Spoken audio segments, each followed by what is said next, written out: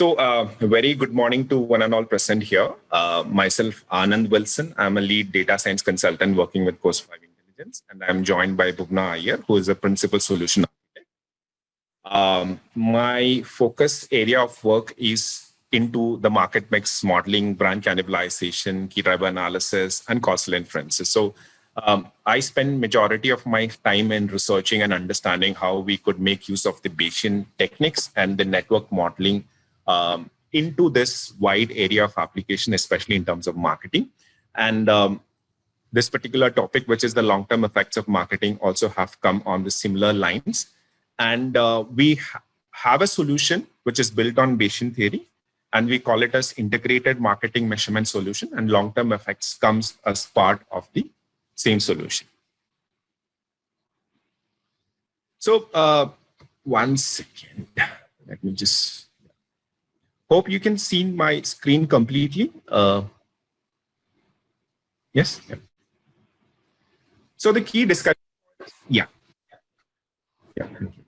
So the key discussion points here are enhanced channel effectiveness, dynamic Bayesian networks, true conversion attribution, directive analysis, network temporalization, and the other key components of a solution. So these are some of the points that I would be discussing majorly today. Now, just setting the context right, why is it important to calculate long-term effects of marketing spends?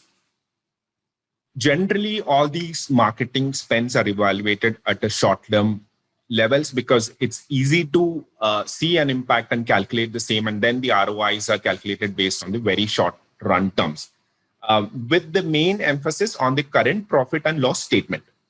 Now, we have also seen that, the spends do not necessarily have a short-term impact. To give you an example, there's one company who runs a campaign for a specific season, see an impact in the sales, and the same company does not run the same campaign for the next year, but still it would see an impact on the sales. So that's kind of a long-term effect that I'm talking.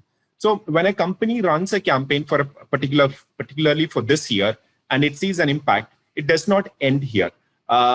But what generally companies would do is they would take or consider the sales after running the campaign, and they would say that what is the impact of that particular campaign coming from this particular year's sale.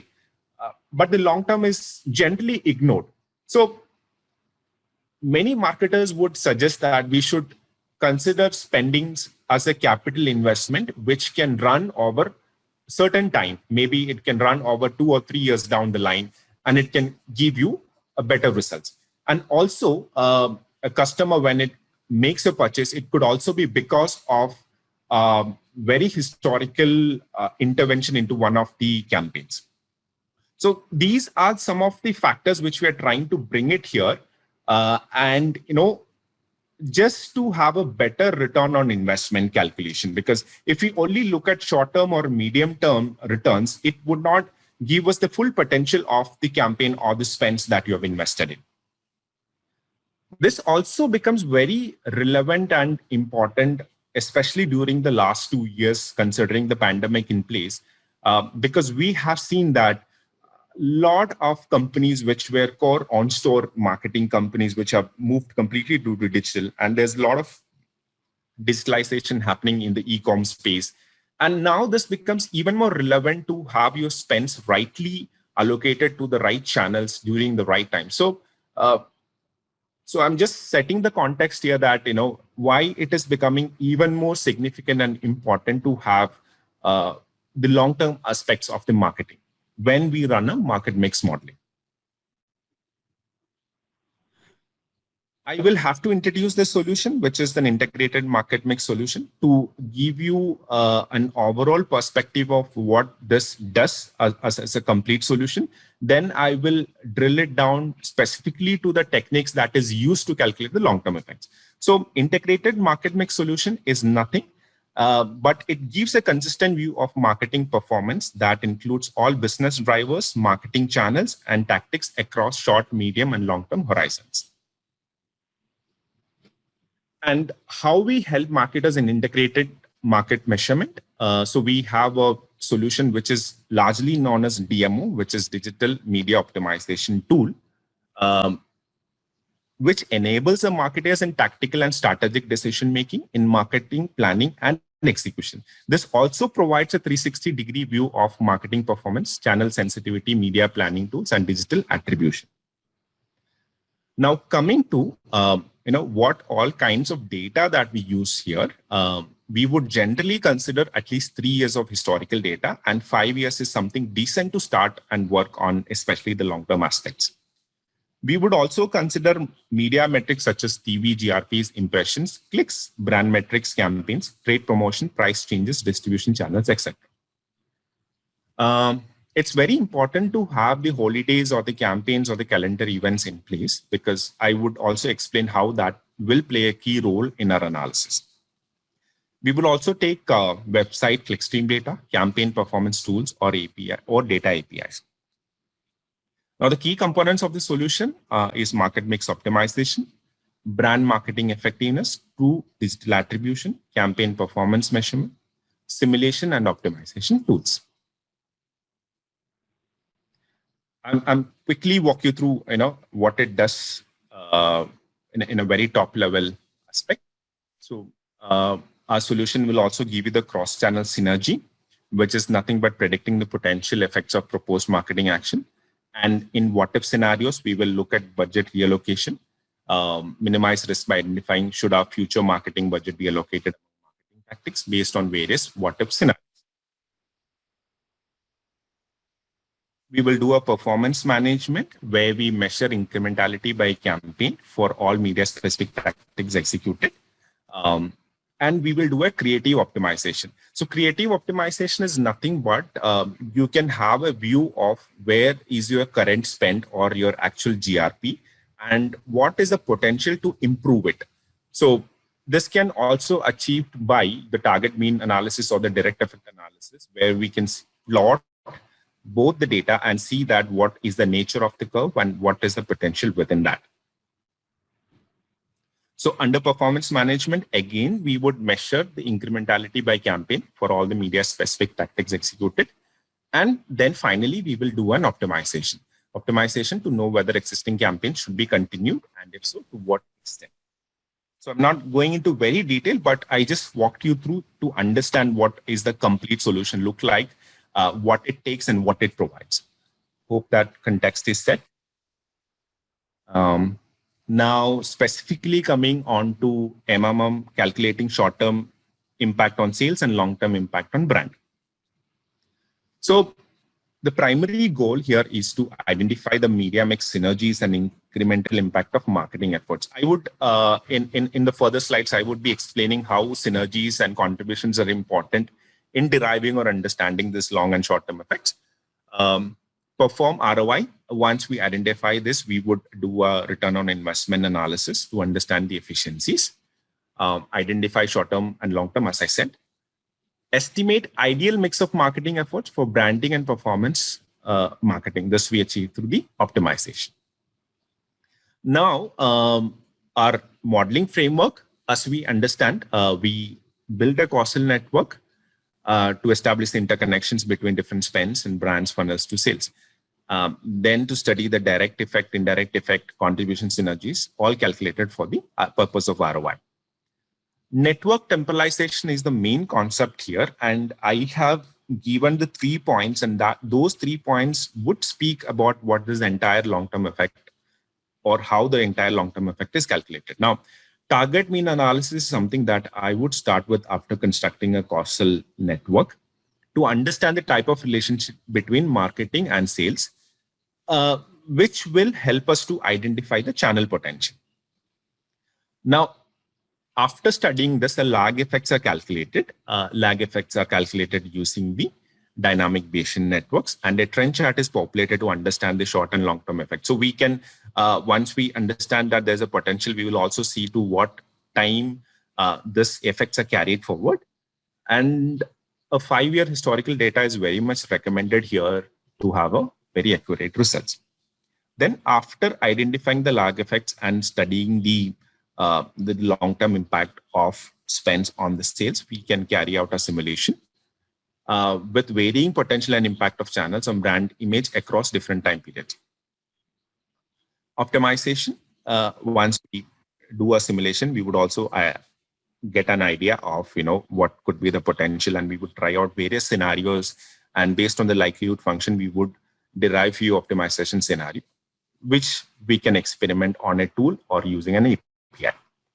So there are different ways to calculate the long-term effect. So I am specifically explaining one of those ways, and you would get to know that better in the following slides. So now, this is a machine learning network model, where I have different spends and the calendar events explaining the revenue. Now, you might think that why the calendar events in place here, because when we did our EDA, exploratory data analysis, we found that, during some of the calendar seasons, it's not the spend that is made during the calendar which is driving the revenue, but the calendar itself.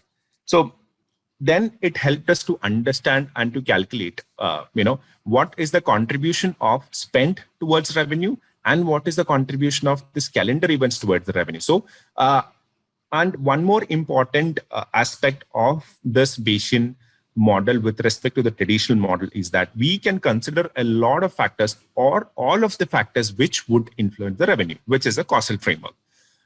Whereas in a traditional network, we may not necessarily consider all of this, and thereby the contributions calculated may not be very precise. And considering all of these aspects, or most of the aspects, we can refine and make our contributions and synergies more accurate. And we can definitely see that through this structure. And when we separately calculate contribution also, we can understand that. Yeah, this is I'm sure that you would understand this better. I would not have to explain, like I explained it to the other audience. So just going to the next slide.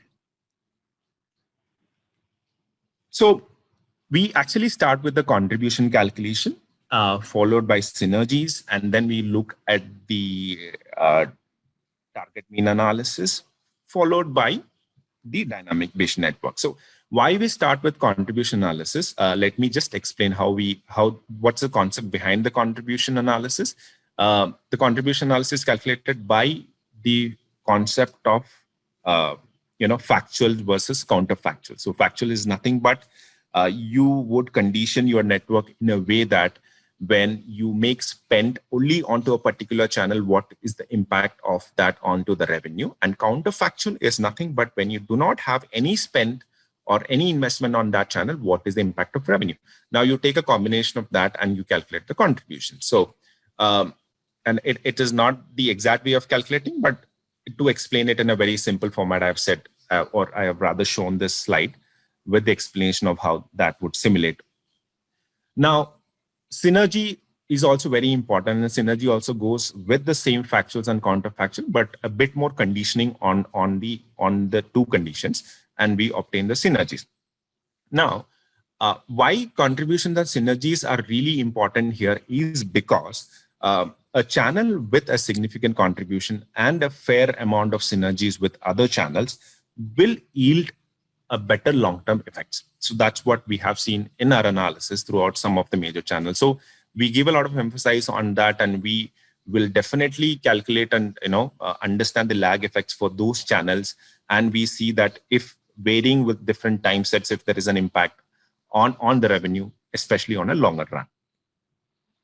Now, for those, if to give an example on what is this contribution and synergies, for an example, there is one ad that we see maybe for through an online platform, and there is an impression created, and we tend to know about it. But it could quite naturally happen that we would also forget the same ad if we do not see that repeatedly. So when the repeat ad happens, maybe through different channels, maybe you see one through a TV, one through an online channel, and one in a newspaper, then the three combination have an increased effect of that brand perception in your mind. So this is created through three channels together. Maybe one of the channel alone cannot create that impression in your mind. So that's exactly what synergies is explaining. When you do an investment in multiple channels together, the impact created due to the combination of these spends is much more than spending alone on one channel. So in traditional models, what I've seen is we will look at attribution. Now, attribution will tell you what is the impact of one channel onto the sale, but the synergies would explain something beyond attribution or something beyond contribution. Because if your channel is yielding you 40% return, it could potentially be giving you 4 or 10 or 20% synergies at the same time. And if it is not calculated, then you are misrepresenting your ROI or you're miscalculating your return on investment. So we need to start with contribution, find out the right contribution, and contribution, when you create the network, include all possible factors that is affecting your sales, which is not possible in an observational study. But we can definitely incorporate certain aspects like calendar events and other aspects into a study, which would definitely improve your contribution. Now, contribution is one thing. On top of that, you calculate the synergies and you have a better ROI in place now. Now, this is really important because whenever we talk about a model, we have to really see, how it is performing. So whenever we construct a model in this way, we will always look at the accuracy figure and we will always look at the R-square just to make sure that the numbers that we are churning out has some level of confidence. Yeah. Now, target mean analysis, like I explained in contribution and synergies, this gives us an instant view of how the curves looks like with respect to the revenue. So this will capture all the non-linear relationship between variables, and we made our inferences in which at which particular point effectively control our spends. And we have also studied the individual marketing spends to get a first glance of what would be a better channel to invest in. Now, by looking at the target mean analysis as an overall and at an individual levels, we would do an optimization. So this basically gives us an idea to where to put your spends or how to utilize your spends or the budget reallocation in terms of optimal spend. So here is an example where we have attained just by reallocating and not by increasing spends, we have attained a 0.41% improvement in the revenue, which is 4.03 million. And this means a great to any of the organization because this is one of the major challenges that they deal with. They do not want to, they definitely know that by improving the spends, they could definitely get more revenue, but they always want to see if a reallocation is possible and thereby increase the revenue. So just, setting one example, which we can understand through this. Now, after doing the target mean analysis, like I said here, we would also do a market response analysis in detail by looking at the different spends and what is the potential and how long this could run and where is the saturation point. So this market response analysis helps us in identifying this in detail. So we go one by one channel each year. Now, coming to the the dynamic Bayesian network side of it, like I explained, once we study the contributions, once we calculate the synergies, our model will not be complete, or rather, I would say that our ROI calculation will not be complete if we do not have looked into the lags by through the Bayesian dynamic Bayesian networks, because this will definitely tell that if a spend at time t or a time t +1 or -1 has more impact onto the sale. And hence, we would be missing some of the opportunities of certain optimization or certain reallocations, and thereby attributing to the right revenue or the returns calculation. So before we were giving this without actually calculating the long-term market response model, and now we have started providing this along with our integrated marketing mix solution, because also gives us a lot of potential, and companies generally do not calculate it, or rather this part is completely ignored. And since the times have changed and we see that a lot of things are coming into and everything is happening digital, and this becomes really important. And what we can see here in the response curve is we can run the same spends at different spends and see that what is the spends at different times, how it is impacting the revenue. So yeah, so that would, to our understanding, that would make it a complete picture of how we can calculate a more accurate return on investment using contribution synergies and the long-term effect.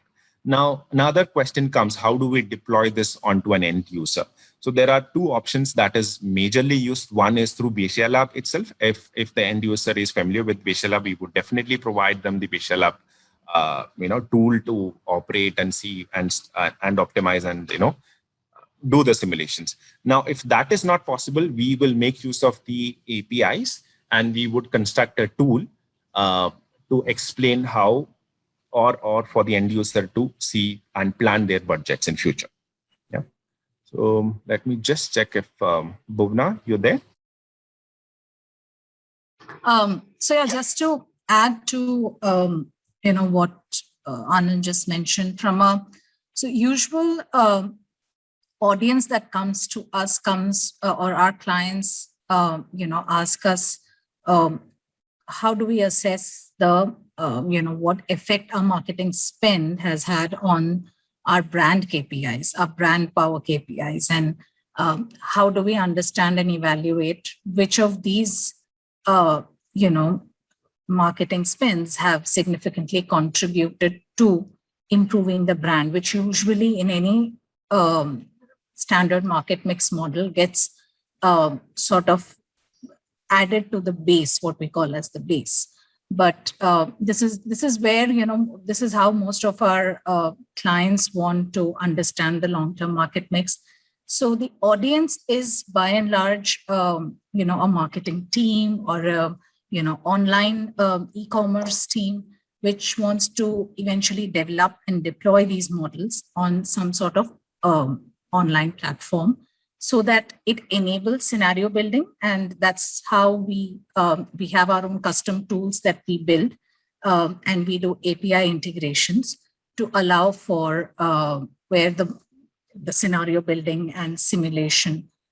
Then there are optimization modules that we add on top of, the Bayesian networks in order to be able to calculate the what if scenarios using either a GA like, genetic algorithm or a stochastic neural network. So that depends on the specific customer need. And there are multiple customizable reports that also we enable based on this. So yeah, that's really how we imbibe the Bayesian network model. And, we give a very user-friendly simulator for the marketing team to understand the response curves and what are the interactions or interrelation between the, different brand KPIs, different marketing spends, etc. So yeah, Anand, that's pretty much a wrap from me. Any questions